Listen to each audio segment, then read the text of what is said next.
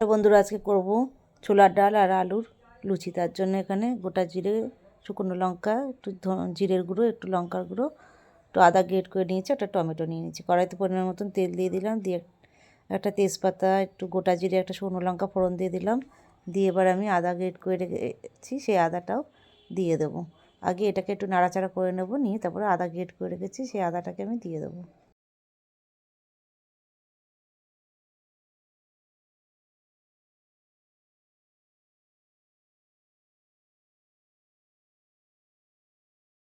দেখো, এবার ভালো করে একটু নাড়ি চাড়িয়ে নেবো।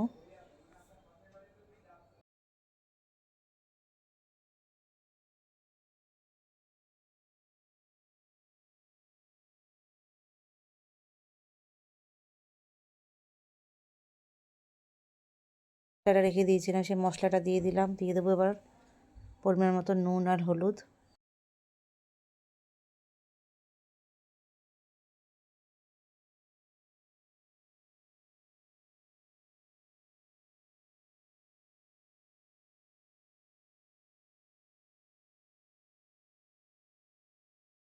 দিয়ে ভালো করে কষিয়ে নেব।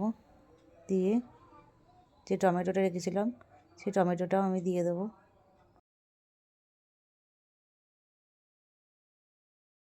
এটা দিয়ে ভালো করে কষিয়ে আলুগুলো দিয়ে দেবো। আলুগুলো দিয়ে একটুখানি নাড়াচাড়া করে আমি যে ডালটা সেদ্ধ করে রেখেছিলাম, ছোলার ডালটা আমি এর মধ্যে দিয়ে দেবো। দিয়ে দু একবার নাড়িয়ে পরিমাণ মতন জল দিয়ে দেবো।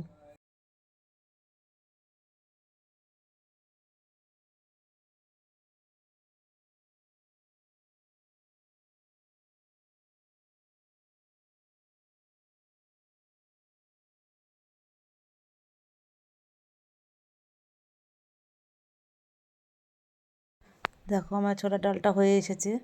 আমি একটু মিষ্টি দিয়ে দিয়েছিলাম, এবার একটু ঘি গরম মশলা দিয়ে দিয়েছি।